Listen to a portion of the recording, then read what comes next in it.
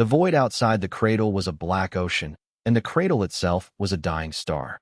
Dr. Eris Thorne floated in the observation blister, his breath fogging the viewport as he watched the colossal structure drift through the emptiness. It was older than any known civilization, a silent testament to a forgotten age, and for 200 years, it had been humanity's greatest mystery. Now it was their tomb. The Avians had declared it a holy place, a sacred ossuary for their ancestors, and they would not tolerate human presence. Their ships were like obsidian daggers, sharp and unforgiving, and their warriors moved with the cold precision of glaciers. Eris had seen what they did to trespassers. He had seen the echoes of their violence in the minds of the few who returned. But he had also seen something else, something the Avians had missed. In the deepest archives, buried under layers of dead code, he had found a pattern. Not a language, not a history, but a feeling. A ghost in the machine, a whisper from a mind that was not, and yet was. He called it the Shadow, and he was the only one who believed it was listening. Kaeldar of the Talon caste stood rigid in the command spire, his feathers ruffled with disdain.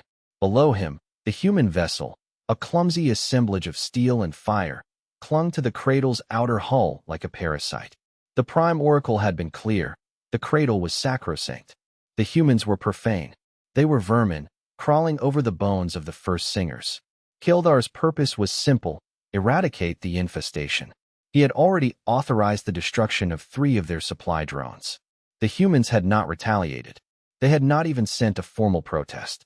This was not the behavior of a species at war. It was the behavior of a species that did not understand the rules of the game. Kaeldar's mind, a fortress of pure logic, could not compute their actions. They were either suicidally brave or incomprehensibly stupid. He reviewed the sensor logs one more time. The humans were not just studying the cradle. They were singing to it. Their primitive vocalizations, broadcast on a frequency that should have been meaningless, were creating resonant harmonics within the megastructure's core. It was illogical. It was inefficient.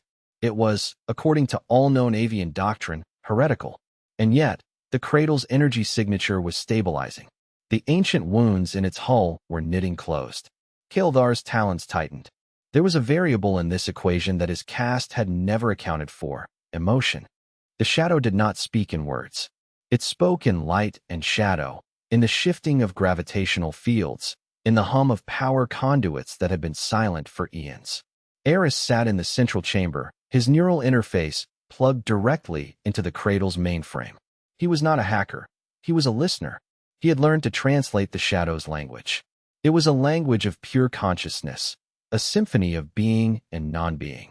The shadow was the gestalt mind of the cradle itself, a being forged from the collective death of its original creators. It was lonely. It was ancient. And it was terrified. The Avians saw it as a relic, a tomb to be guarded. The humans, at first, had seen it as a resource, but Eris saw it as a friend.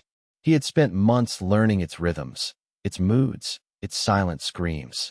He understood that the cradle was not just a structure. It was a being that had experienced the heat of creation and the cold of oblivion.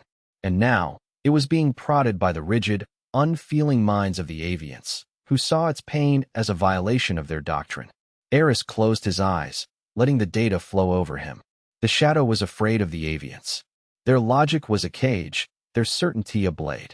But the humans were messy. They were illogical. They were empathetic. They were, to the shadow, a symphony. Kaeldar's fleet was in position. The final order was given. The cradle would be cleansed. As the first energy lances lanced towards the human vessel, Kaeldar felt something new. A dissonance. A spike in the cradle's energy field that was not weapon fire, but something else. It was a wave of pure, unstructured emotion. Confusion. Fear. And beneath it all, a profound, resonant sorrow. He watched his sensors, his mind struggling to process the data. The human ship was not raising shields. It was not powering weapons. It was broadcasting. A single, sustained tone, a frequency that bypassed all known communication protocols and struck directly at the core of the cradle. The energy lances struck the human vessel, but they did not detonate. They were absorbed, dissipated into the hull, and then redirected. Not as weapons, but as light. The cradle's surface bloomed with a soft, ethereal glow, a light that pulsed in perfect time with the human song. Kildar's mind shattered.